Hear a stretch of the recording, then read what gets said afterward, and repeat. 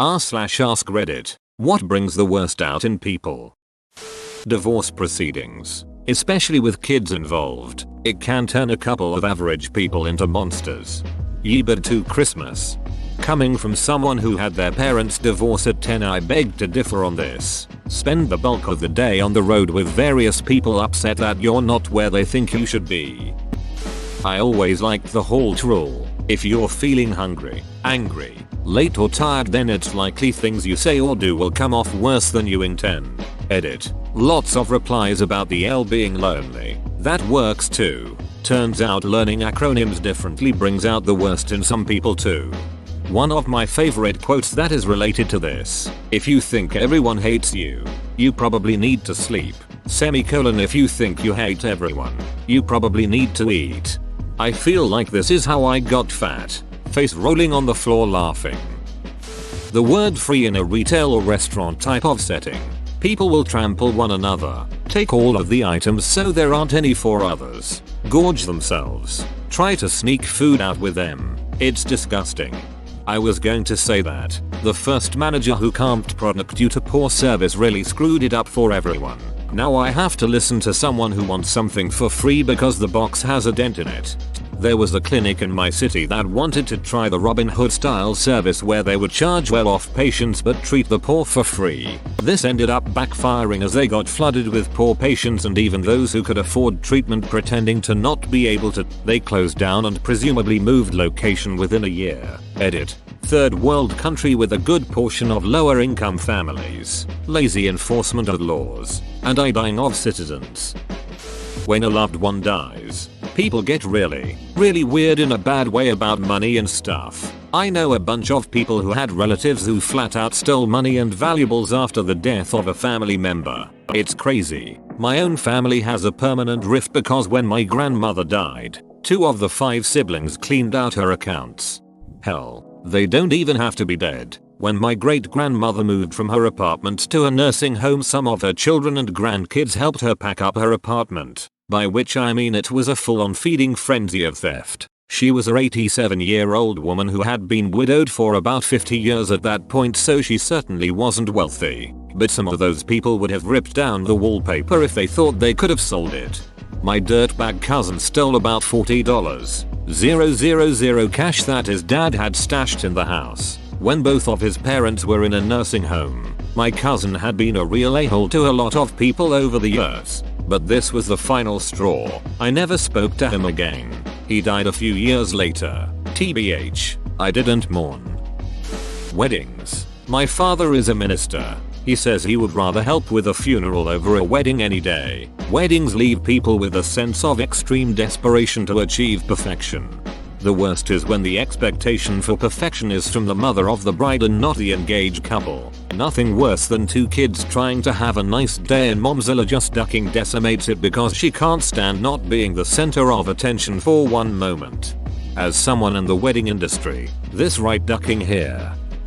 Stress. Most of us are capable of being decent human beings who make a positive contribution to society. You add stress into the mix and people start to crack. Financial stress, relationship stress, work stress. It doesn't matter. When our focus is pulled into simply surviving and staying afloat, our ability to empathize or provide support to others greatly diminishes. I think this is tied in with the low morale we are all experiencing right now. We're all unbelievably stressed. I've seen some of the nicest people completely snap and act shockingly because they just can't take the pressure anymore. Add lack of sleep and you get a human grenade. You don't know where or how, but they're going to go off. Exactly, and stress leads to insomnia or nightmares for many. So it's a circle. You sleep less, have no energy, more stress, even less sleep, and so on till one snaps and it's a disaster. Traffic. A person who is cut off while driving, F you. That same person who is cut off while walking, oop, sorry, after you. It's really hard to kill someone by walking into them. It's really easy to kill someone by driving into them. I think the stakes and the stress that comes with them are what makes the difference here. Inheritances. I've seen both my family and friends' families absolutely ripped apart after someone dies and another family member doesn't feel they've received their share, or that the will was unfair, or that property mysteriously goes missing before the estate is settled. Awful, awful stuff. I think the worst is my friend's dad and his sister haven't spoken for over 30 years due to a squabble over their mother's will. 30 years. The kicker is that they're both quite well off on their own. Friend's dad is a very successful trial lawyer and friend's aunt married a successful doctor. This wasn't money either of them ever actually needed, but they've not had a relationship for decades because of it. Sad. My grandmother isn't even dead and people are already deciding how they'll split the inheritance like there won't be a will. She's got hundreds of thousands and I've been consistently telling her to spend it all on herself. The lady never had a brand new car in all her life. She's 90 and got her license before she hit 20. She bought a thick ass CRV recently and a house for her and her daughter. Cash. I'm honestly worried about what's gonna happen to my dad if he dies. Like my aunts, which I absolutely despise, already act as if he owes them money, car rides, places to party, etc. simply cause he has a little bit more money than they do. These are the people who constantly throw him in the dirt and call him a retard, and I absolutely think they will harass me for money when he dies. Yet he refuses to create a will. They've done that same shit with my grandma, but she's had a will for years and years. Hunger can make people do things they never thought they were capable of doing. It can drive your mind out of control. This is why the food bank is my favorite charity to give to. I've never experienced true food insecurity, but I've been moderately hungry from time to time and notice how terrible everything becomes, from your mood to the ability to function. How can anyone hope to improve their situation in life with that kind of constant debuff? I joked as a child once when all we had in the fridge and pantry were condiments, that I called dibs on the steak sauce. I am always thankful for how much my parents didn't do with so little. Desperation. Absolutely this, especially these days when people are stressed to duck and losing their income, causes people to take drastic measures they wouldn't normally even consider. Also addicts to support their habit. Unprocessed trauma from childhood. As someone that is struggling with mental health, I'm only now beginning to understand why I do a lot of what I do. When our needs for love and acceptance aren't met, we seek out soothing behaviors that numb the pain. It's really easy to end up in midlife with no real idea what it means to be happy and feeling no connection to others. As you begin to work on your issues, you find that the soothing behaviors are no longer as soothing because you know why you're doing it. So, you're stuck with the emptiness that you've always felt and no way to get out of the feeling. I was looking for this answer. When something triggers you and reminds you of past trauma, that brings out the absolute worst in you, because you panic and it's hard to control. I just feel permanently triggered. My brain is hyper-vigilante and doesn't know how to relax. The result is that I'm unable to relate to people on a higher functioning social level. It's hard to enjoy small talk when your brain is scanning for tigers. The resulting social failures only reinforce the feeling of isolation. When you were told to wait 20 minutes and it's now been 21 minutes and you are still waiting. Anonymity. Putting a mask on. Being on the internet, or otherwise concealing one's identity. People do some very ducked up things when they know they won't be held accountable. This reminds me of when Instagram introduced the question sticker to the stories part of the app in 2018. People thought they could ask questions anonymously, but the app shows you who asked the question. I'd like to think that hundreds of friendships were broken that week when the feature was implemented. Edit. 2018. Not 1018. People thought they could ask questions anonymously. It was a rude awakening for a lot of people, I think. I remember a radio host in my city had to make her Instagram story stating that the feature is not anonymous and that he could see the rude and hateful messages people were sending, or the very personal ones asking about exes and family members. He went on to say that people need to watch what they say online, cause sometimes when you think you're being anonymous, you aren't. Some good answers here. To which I'll add, giving things away for free. I've had the surreal experience of working at a Long Island tennis tournament attended by generally very wealthy people. They arrived in top-end luxury cars or limos, wearing designer clothes, and watches worth more than my car. I was tasked with opening a case of some sort of little branded tchotchke, like cheap pens, keychains, etc., and handing them out to the attendees as they walked the sponsor areas. People went berserk, shoving each other, lunging across the table. Thank cripes there was a table to grab stuff from my hand. Missing key tennis matches to lurk by our tent, awaiting the next crap dispersal. Whoa, I've seen this type of thing happen many other times too, with people going to great lengths just to get some pittance of which they have no need. Edit. Wow. Lots of you have seen this phenomenon in action. Thanks for the discussion. To clarify, I picked on the rich Long Islanders and many pointed out that the rich are that way because they go after free stuff. But it happens anywhere the giveaways happen. Poor, average, and rich alike behave like this. And yet, I can't overlook an opportunity to use tchotchke in conversation. There was a line in Crazy Rich Asians. No one loves free stuff more than rich people. I was floored how in the book all these extremely wealthy women who flew to Paris on a private jet that had a state-of-the-art yoga studio inside of it wanted to take all of the hotel freebies, bottled water and cook ramen in their hotel room. LOL. Black Friday. Ah yes, the only day of the year you can see a Karen curb stomp a kid over a PS5. I spent 10 years in retail. I absolutely refuse to step out my front door on Black Friday for anything short of a medical emergency. We have leftovers and running water, so we can survive 24 hours. Power. Almost every dictatorship ever, they don't want to lose their power. Reminds me of a quote I heard recently. What's the one thing that people with power want? More power. Travel.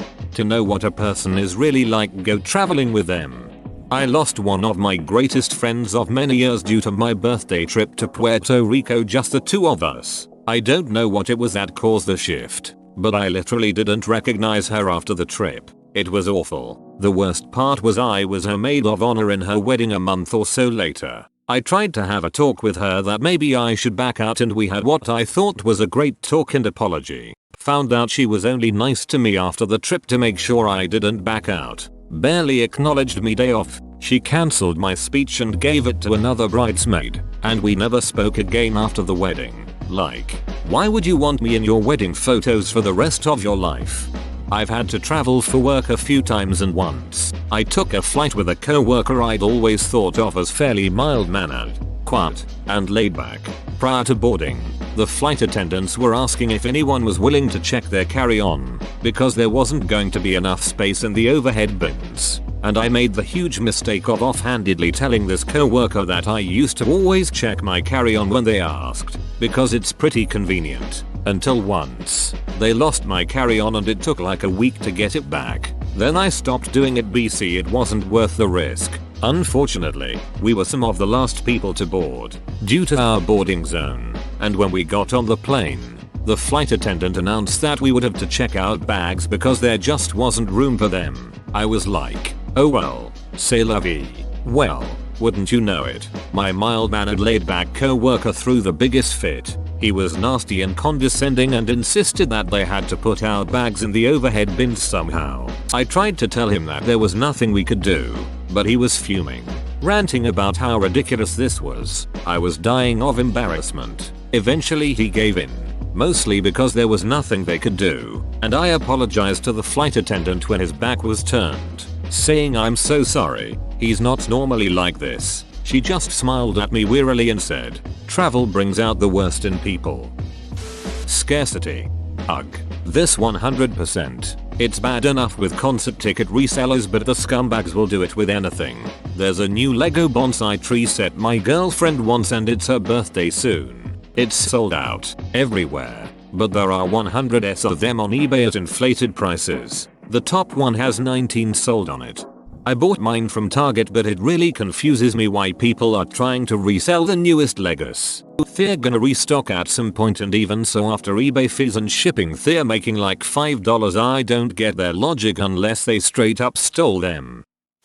Funerals. All the heightened emotions make people irrational. Any buried family drama comes out at the worst possible time. I've been caught in the middle of it before. I didn't even know the deceased. I was there supporting my friend who had lost her mother. Someone decided this was the time to air a 20-year-old grudge as my friend walked by. My friend was so caught off guard by the accusation she was speechless. I told this crazy lady this wasn't the time or the place for this conversation, so she turned on me. Next thing I knew, some other family member was violently yanking her out of the room. I guess it could have been worse. But why did you have to make a scene at a funeral?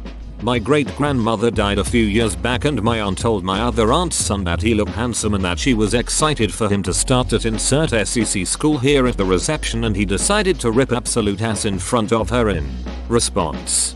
B. Farted on her?